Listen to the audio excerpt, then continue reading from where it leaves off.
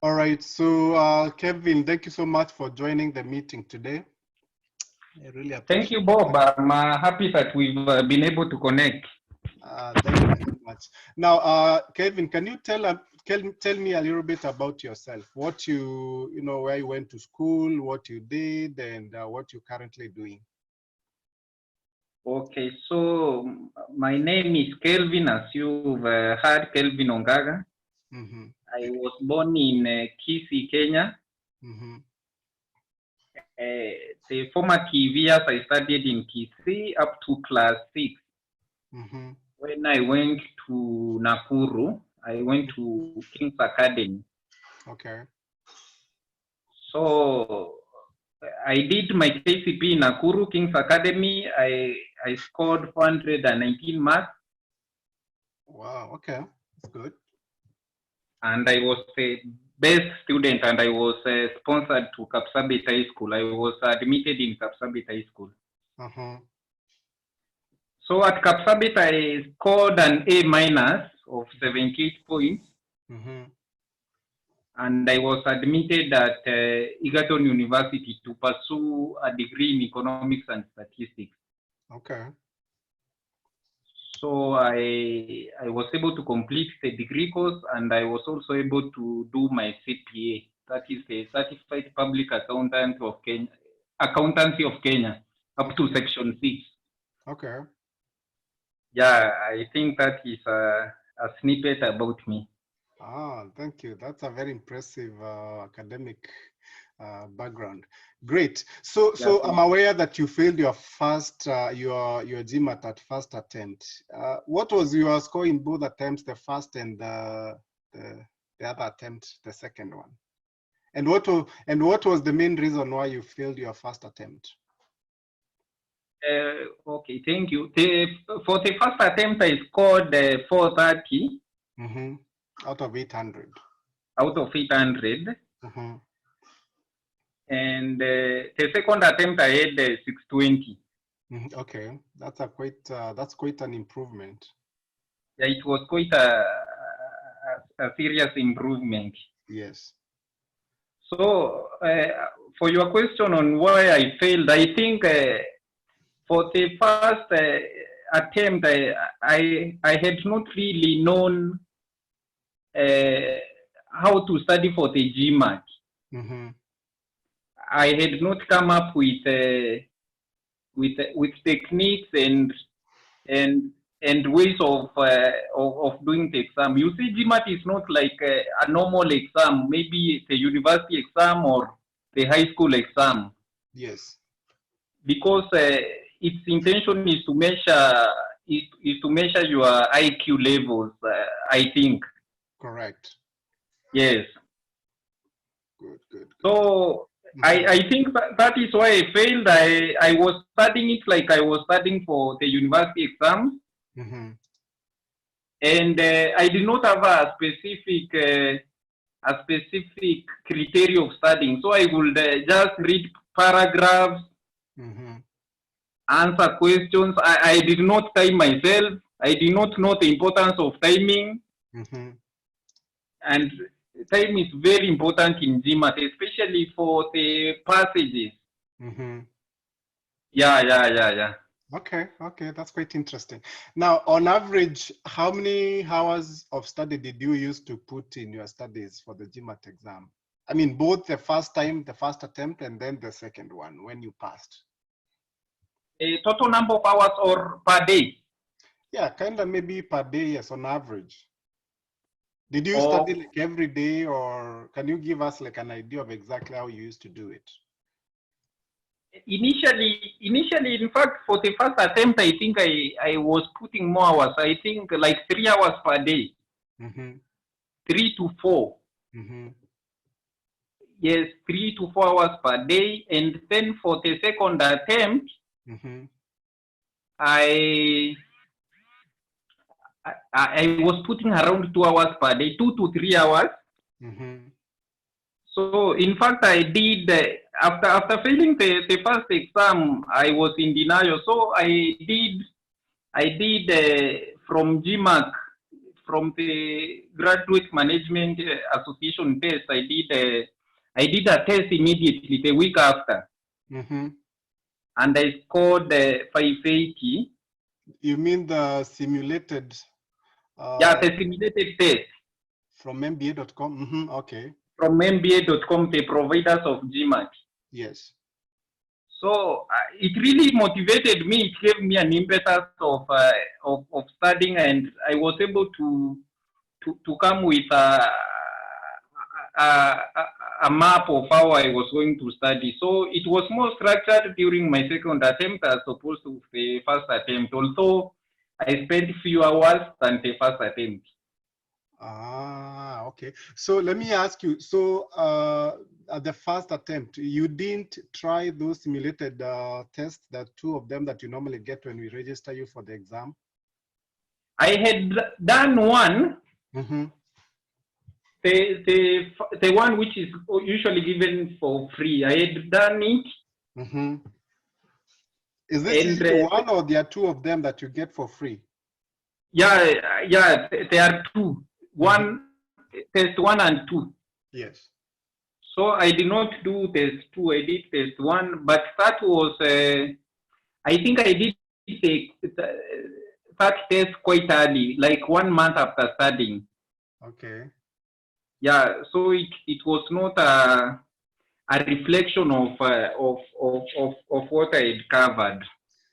What did you get in that one? For that one, I think it was for the first test, they do not give you out of 51 verbal and count out of 51 or the total score. Mm-hmm. They usually give you the questions you've gotten correct and the questions you've gotten wrong. But I had around 70% correct questions that I had answered correctly. Ah, okay. So Yes. so when you started now studying again for the second attempt, and you say you did your simulated, the second simulated test that you had not done previously, what was the score again? You said 580? Yeah, 580. 1 week immediately after me failing the first the official GMAT. Ah, okay. Now, and after we registered you for the second attempt, you had also 2 more simulated tests, right? So what did you score in those ones? In one of them, the one that is graded like the GMAT? Yeah. I did test 3 and 4. Mm-hmm. Test 3, I got the same score, 580, and that was like because we sat for the exam on May 16th, Mm-hmm. and I did the first simulated test on July. I think it was early July. That was almost like 2 months Mm-hmm. after studying, and I was worried Mm-hmm. because I thought maybe I should have improved because the test I did I had for 580 and now I had another 580. Yes. So I actually discovered that my problem was on verbal because for quant I had scored 46 over 51. Mm-hmm. And for verbal I had 22 or 23 around there. Mm-hmm. So I had to analyze my weaknesses in verbal, and I discovered that I was very weak in passages. That is the reading comprehension. Yes. Yeah. So I was very worried. In fact, I think it was like 3 weeks before the exam, before you had booked me for the second exam. Mm-hmm. So I had to go back to the logins you had initially given us. Mm-hmm. Yeah, for those official GMAT exams previously done. Mm-hmm. Yeah, now the importance of your logins was that you can be able to time yourself because there is a clock there. Yes. So I had to do the tests and time myself. So my focus was to to do each question less than 2 minutes for Okay. verbal. Yeah. Okay. Yes. I tend to see, I don't know, maybe that's me, but I tend to see like those people who are very good on quant section, they usually are not also, they are not usually like good on the verbal. And that's great. I mean, sometimes we might end up like getting a very good score, but still, if you're not performing very well on the verbal, then, that score, maybe if you are good, like that score would have been even be better. But I see a lot of people very good so far, like doing well in the quant than the verbal. Is that true? Yes, that is absolutely true. That is absolutely true. In fact, for you to pass quant, it's quite easy. Yeah. As opposed to verbal. Verbal, you can find that you have a very good English, perfect. Your spoken and written English is good, but it really needs a lot of strategies. Yeah. Especially for the reading comprehension. Like for me, my weaknesses was that I was quite a slow reader. I'm usually a slow reader. Mm. So I devised a strategy of writing down notes. Mm-hmm. Of writing down notes like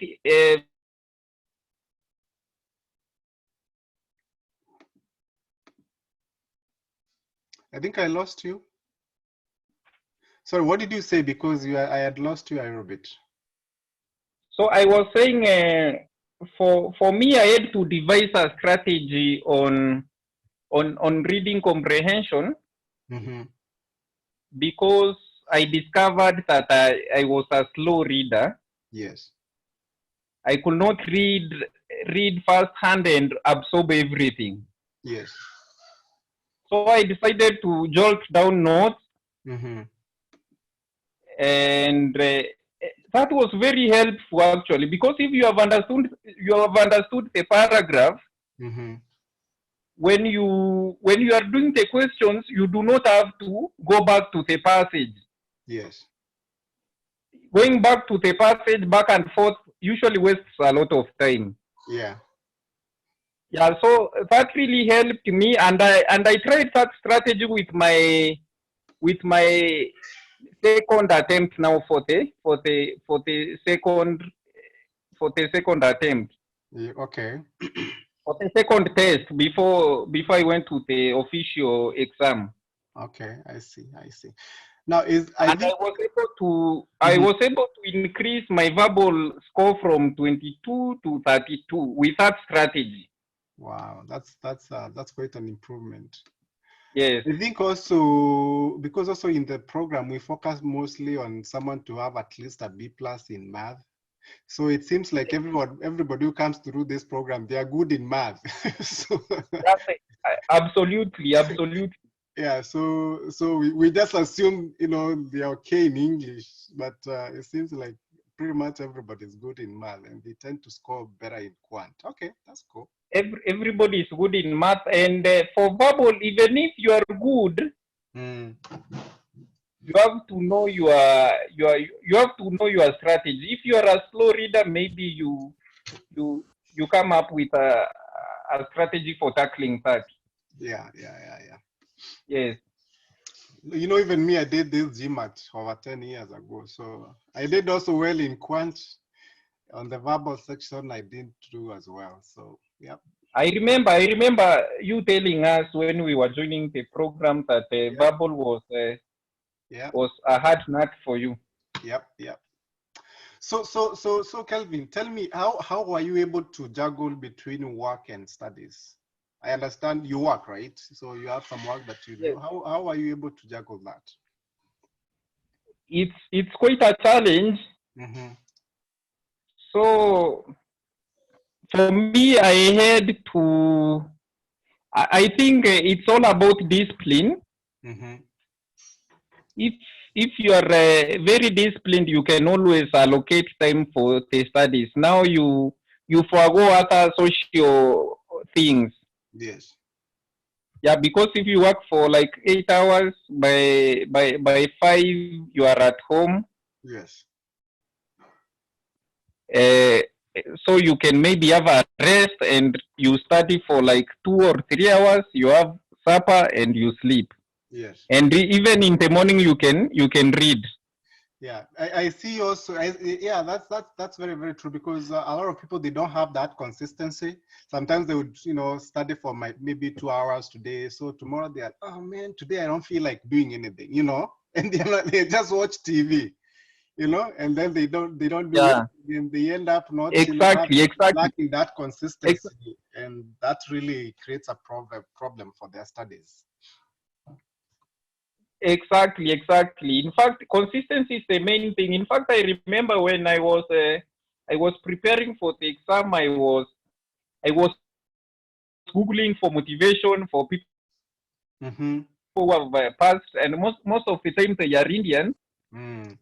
I found a video of an Indian who was saying GMAT is an exam of consistency. You have to solve questions every day, even Yeah. if they are even Sorry, Kevin, what were you saying about the Indians? I had lost you a little bit. So I was saying that there is this video of an Indian I found on YouTube. Mm-hmm. The guy was saying that the exam is all about consistency. You solve even 2 questions per day, every day, Yes. so that your mind is tuned to the exam. Yes. Yes, Okay. Okay. Yeah, I agree with that too. That's very, very important that you really find that consistency. Very, very important. Now, of all the yeah, materials you. that we have for studying the GMAT, that is the online resources and the hard copy books. Which one, in your opinion, do you think made a big difference for you?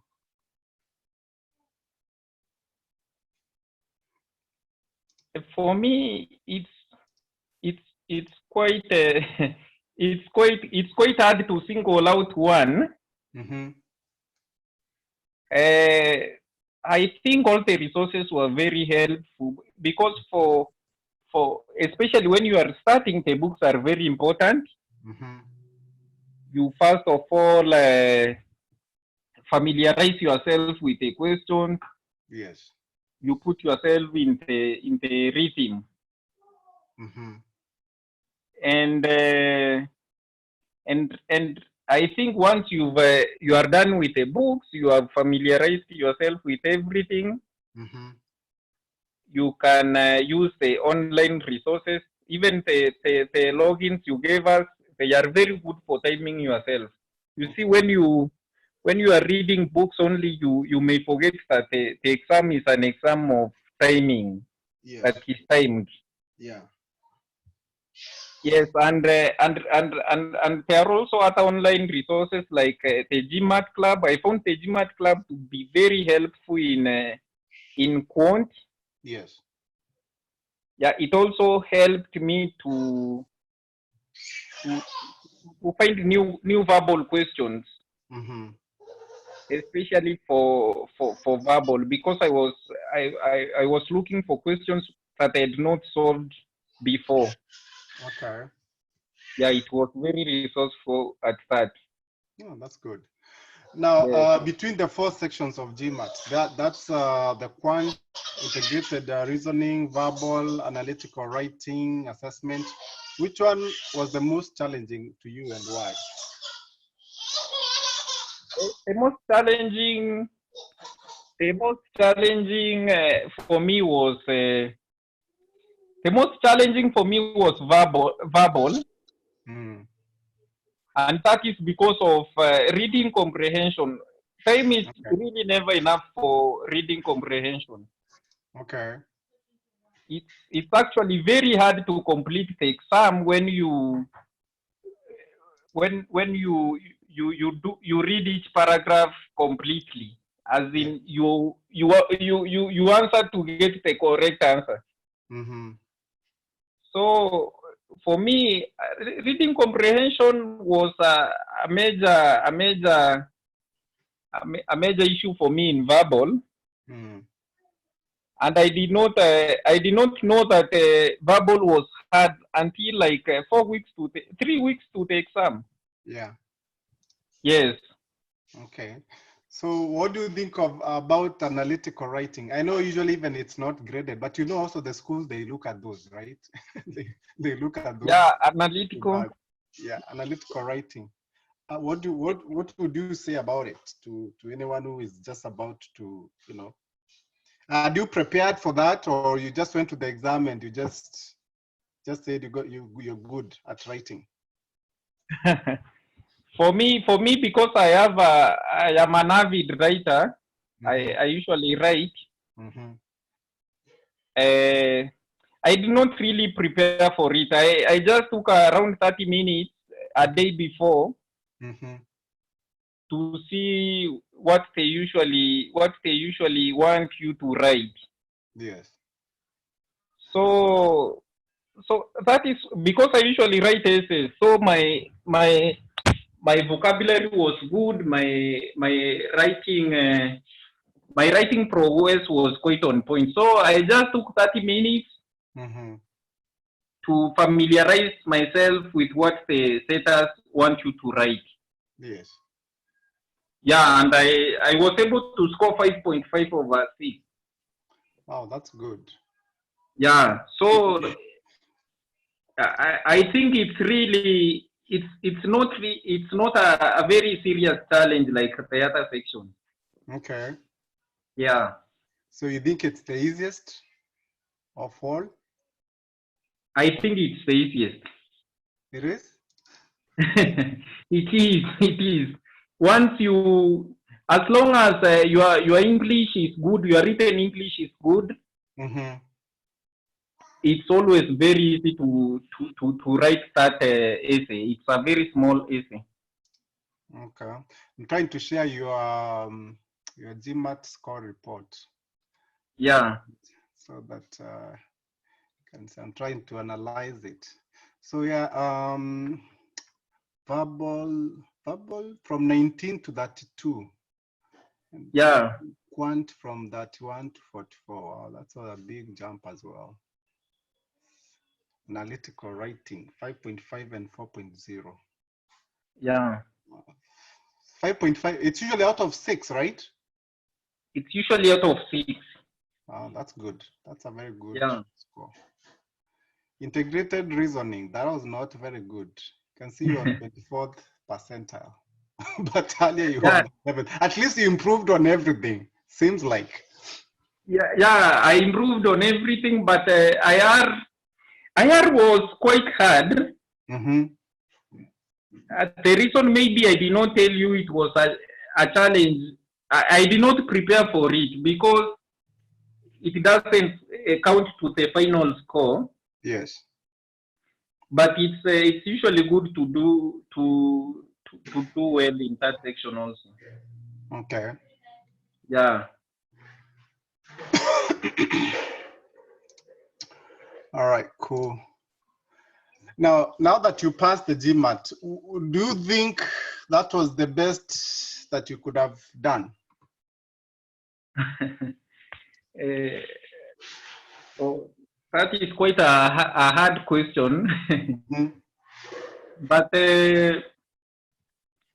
for GMAT, I think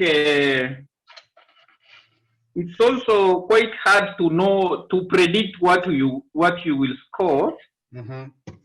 Because of various variables. But for me, I think if I had known from earlier on that verbal was not a walk in the park, Mm-hmm. I think I would have scored better. Maybe I would scored above 35. Mm-hmm. And the score would have improved. I also made a mistake for quant. Quant I was quite sharp for the first 15 questions. Mm-hmm. By the 15th question, I was remaining like 32 minutes. Mm-hmm. I became too comfortable and started solving questions using a lot of time. Mm-hmm. So at the end, around question 26, time was already gone. Mm-hmm. Yeah, so I think if I had known earlier that verbal was not a walk in the park, Mm-hmm. And if I do not become too complacent after solving the 15 questions using very limited time in code, I would maybe the score would have been better, much better. Do you think you could score close to like 700? Do you think it's possible for someone of your intellectual ability? Absolutely. If I had scored like 35 in verbal, yeah, and 46, and 46 is very easy in code. I was usually getting 46 in the practice test. Mm-hmm. Even the test I did 1 week after the official GMAT. Yes. So that one would have pulled me to 700 or 690 there. Okay. Yeah. Yeah. Now, if you are to sit for GMAT again, what would you do differently? If I were to sit for GMAT again, I would put a lot of emphasis on verbal. Okay. I would solve reading comprehension questions every day, like maybe read 2 comprehensions every day, and solve them, so that to increase my efficiency in answering those questions. Great. Now, the day before the exam, what did you do to make sure that you are fully ready for the exam? And how about even also on the day of the exam? What did you do to just be prepared? Oh, on the day before the exam, I did not want to study. I think that is the day when I was going through the notes on analytical writing assessment. Yes. And integrated reasoning, but it was not very intense. It was like for two hours. And then I went for a walk. Yeah, because GMAT is quite a very stressful exam. When you know you are going to do it, it's not always peaceful. Yeah. Yeah. How about the day of the exam? What did you do? What time was your exam, by the way? We had booked you in the morning? Yeah, it was in the morning. You booked me in the morning. I wanted to do... No, it was in the afternoon. Oh, really? Yeah, it was in the afternoon at 12:30. I preferred the afternoon because since time immemorial, I am not a morning person. I prefer working up too late and waking up late. So I just woke up and prepared and went to the exam center. You see, Nairobi roads are very crazy in terms of jam. So from 9 to 11, that is when I arrived. Oh, okay. Yeah. And you knew the location of the place previously? Had you been there, or you just assumed that you're gonna be okay? Oh, for the second time you had been there already, so I had been there. Okay, all right. Now, yes. Which exam center did you say to exam? UNISAV Nairobi, Westlands. In Westlands, okay. So what should someone expect? Anyone who is going out there to do the exam. So what would you tell them? What should they expect on the at the exam center? Or during the exam day? Yeah, during the exam day. Yeah, when they get there, what should they expect? Or during the exam day, it's very different from what we've been used to. You are given a marker pen. Actually, that confused me for the first attempt because I thought we were going to use the usual ball pens.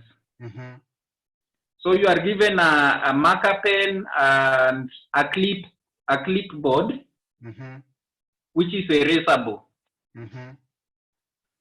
And you are not supposed to go with your phone. So there is a counter where you leave all your things. Okay. Even money. Okay. Yeah, so that is how it is basically.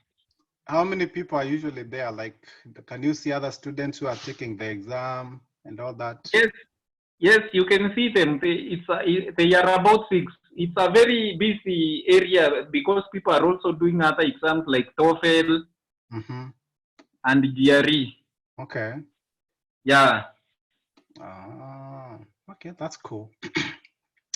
So finally, what advice would you give to those joining the program right now and hoping to pass this GMAT exam at first attempt? I know you failed at first attempt, but what of someone who doesn't want, because they have to pay, you know, the 25,000 Kenya shillings again. So someone doesn't want to do that. What would you advise them for them to pass at first attempt?